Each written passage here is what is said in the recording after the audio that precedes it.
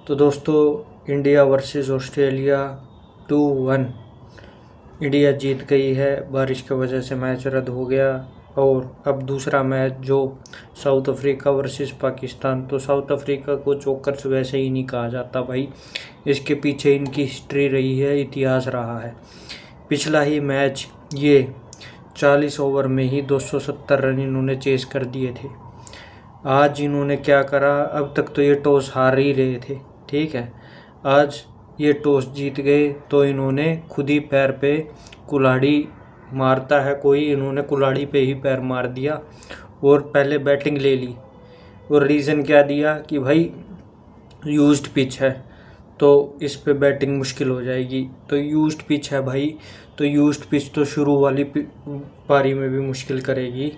और शुरू में इनका देखा नहीं था हाल पाकिस्तानियों का, भाई ये लुढ़क गए, इनको पता ही नहीं होता कि भाई कितना टारगेट देना है।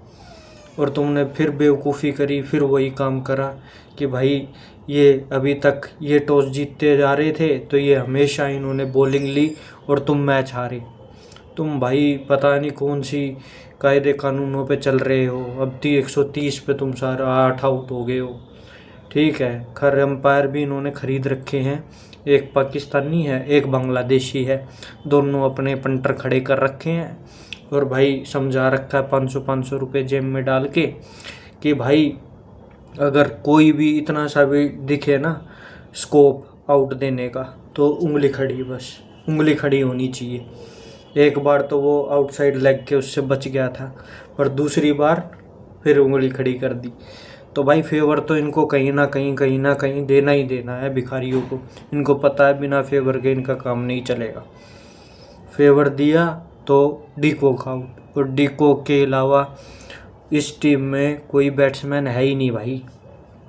वो जिनका प्रिटोरियस वो भी इतनी घटिया शॉट मार के आउट हुआ है ना भाई। तू टिक ले, नीचे के ग्राउंडेड शॉट मार ले भाई, सीधी कैच प्रैक्टिस करा के वो चला भाई।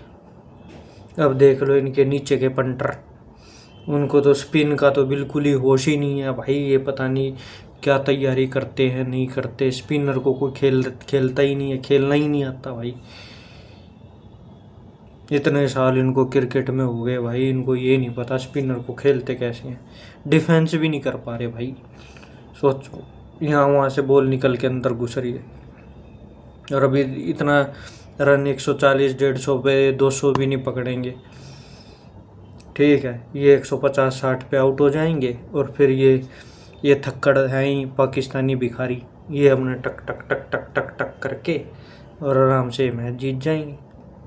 यही चाहिए था इनको, एक फेवर चाहिए था, वो इन्होंने 2 खड़े कर ही रखे हैं, अपने पंटर खड़े कर रखे हैं। वो पंटर उंगली उठा देते हैं, जब भी कुछ होता है उंगली उठा देते हैं। तो ये है भाई इनकी झोलबाजी पाकिस्तानी होगी, समझ गए।